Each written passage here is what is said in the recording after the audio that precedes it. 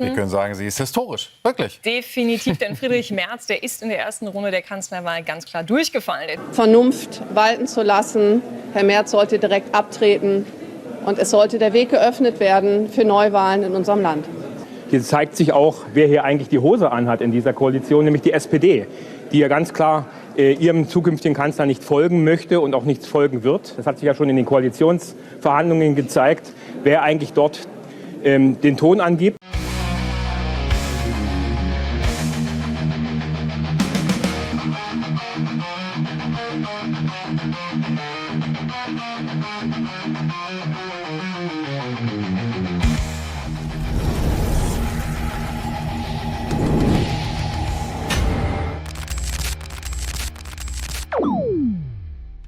Hey Leute, willkommen in der Realität. Friedrich Merz will Kanzler werden und fällt direkt im ersten Wahlgang durch.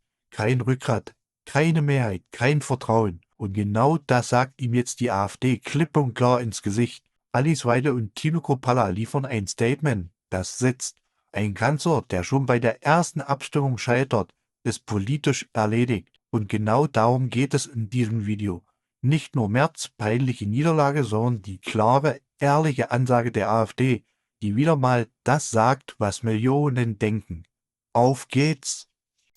Wir grüßen Sie ganz herzlich zu unserer Sondersendung rund um die Kanzlerwahl, die deutlich anders gelaufen ist, als wir das eigentlich geplant hatten. Wir können sagen, sie ist historisch. Wirklich. Definitiv, denn Friedrich Merz, der ist in der ersten Runde der Kanzlerwahl ganz klar durchgefallen. Der CDU-Chef, der hielt in der geheimen Abstimmung nur 310 von 621 abgegebenen Stimmen. Das sind also 6 weniger als die nötige Mehrheit von 316, die sogenannte Kanzlermehrheit, die es gebraucht hätte. 307 Abgeordnete votierten gegen Friedrich Merz, 3 enthielten sich, 1 Stimme war ungültig. Die Koalitionsfraktionen CDU, CSU und SPD haben ja zusammen 328 Sitze im Parlament und das heißt im Klartext Abgeordnete.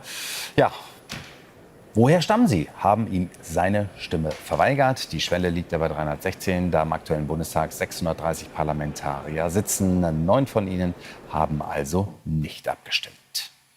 Nun wird gerätselt weiterhin. Wir hören auch verschiedenste Äußerungen aus dem Deutschen Bundestag. Deswegen gucken wir mal zu Christina Lewinsky, die dort weiterhin auf den Fluren fleißig unterwegs ist und auch viele Gespräche führt. Christina, also wie sieht es aus? Wann können wir mit dem zweiten Wahlgang rechnen? Heute, morgen oder erst am Freitag?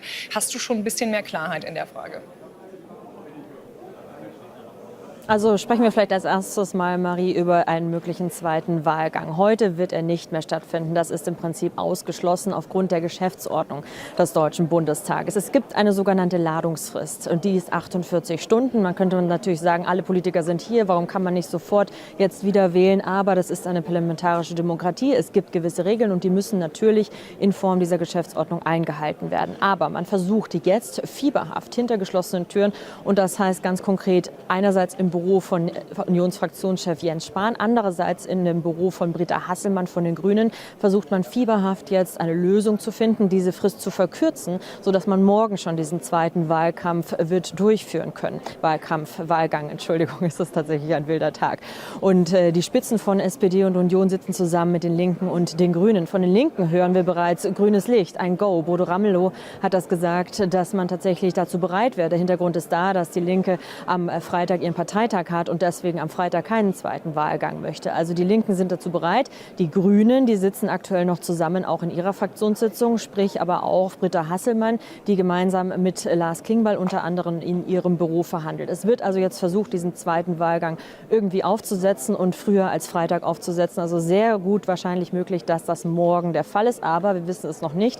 Wie gesagt, diese Gespräche laufen und das zeigt eben schon, und ich hoffe, das kommt auch so ein bisschen an bei euch im Studio, dass momentan wirklich emsiges Treiben hier herrscht. Viele rennen von A nach B, von einem Zimmer ins andere, die Journalisten hinterher. Viele sind völlig von der Rolle, muss man auch ganz klar sagen. Andere, die geben sich jetzt schon etwas ruhiger, etwas besonderer. Und einer davon ist zum Beispiel der designierte Außenminister Johann Wadephol. Er ist hinter mir hier vor die Presse getreten und hat gesagt, ja, das ist eine parlamentarische Demokratie und das ist ärgerlich, aber er geht davon aus, dass in einem zweiten Wahlgang Friedrich Merz dann gewählt wird.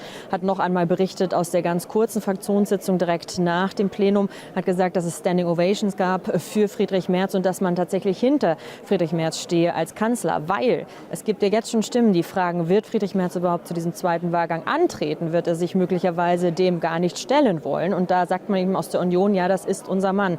Und ganz interessant jetzt noch, vor wenigen Minuten hat sich auch Ralf Stegner hier hingestellt vor die Kameras. Es geht tatsächlich jetzt auch so ein bisschen um den Spin, um das Ganze zu interpretieren, was hier in den letzten Stunden passiert ist. Und Ralf Stegner sagte wiederum, wenn wir auf die fehlenden Stimmen blicken, dann kann er sich gar nicht vorstellen, dass die aus der SPD kommen. Er glaubt nicht, dass die SPD quasi das Zünglein an der Waage war, weil die SPD würde sich an Verträge halten.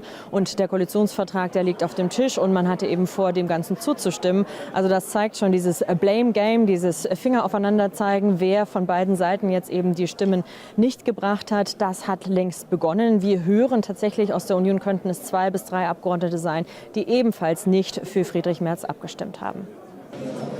Dass überhaupt so eine Personalie wie Friedrich Merz, der aufgefallen ist durch das Brechen von allen Wahlversprechen, dass so eine Personalie überhaupt aufgemacht wird zu einer Kanzlerwahl, spricht für den politischen Zustand unseres Landes. Wir als Alternative für Deutschland sind angetreten, um dieses Land wieder vom Kopf auf die Füße zu stellen und die Interessen unseres Landes und unserer Bevölkerung zu vertreten. Endlich. Wir sind bereit für die Regierungsverantwortung und wir können einfach nur dazu auffordern, Vernunft walten zu lassen. Herr Merz sollte direkt abtreten und es sollte der Weg geöffnet werden für Neuwahlen in unserem Land.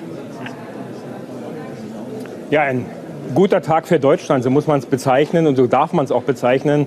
Und daran sieht man auch schon, was diese Koalition eigentlich wert ist, wenn sie nicht mal im ersten Wahlgang zur Kanzlerwahl eine Mehrheit zusammenbekommt. Hier zeigt sich auch, wer hier eigentlich die Hose anhat in dieser Koalition, nämlich die SPD, die ja ganz klar ihrem zukünftigen Kanzler nicht folgen möchte und auch nichts folgen wird. Das hat sich ja schon in den Koalitionsverhandlungen gezeigt, wer eigentlich dort den Ton angibt. Und auch die Politikwende, die Friedrich Merz versprochen hat, ist mit dem heutigen ersten Tag bereits gescheitert. Und ich denke, das werden auch die Bürger und Wähler sehen, dass mit Friedrich Merz es keinen Politikwechsel gibt. Die Wahlversprechen hat er gebrochen.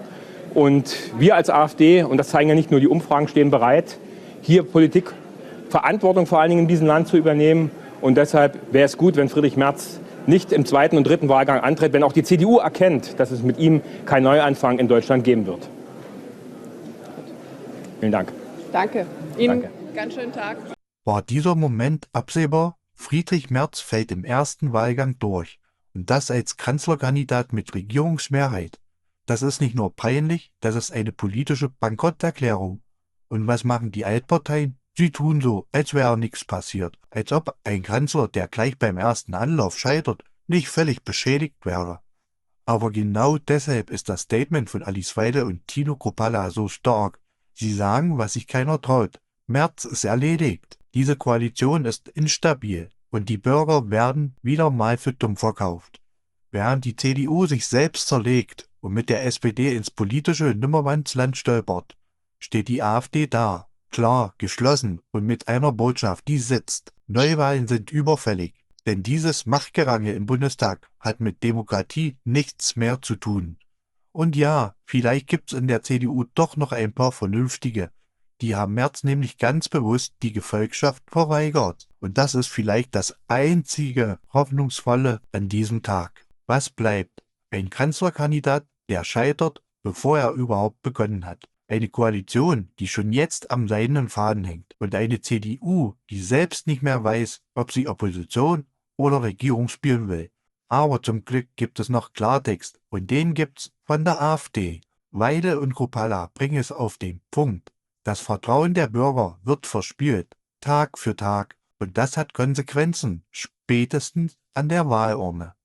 Wenn du auch findest, dass dieser Zirkus endlich ein Ende haben muss, dann like das Video, abonnier den Kanal und schreib in die Kommentare, wie du dieses Schauspiel heute erlebt hast. Denn die Wahrheit hat keine Lobby, nur Zuschauer wie dich. Und je mehr wir sind, desto lauter wird die Stimme, die sie nicht mehr ignorieren können.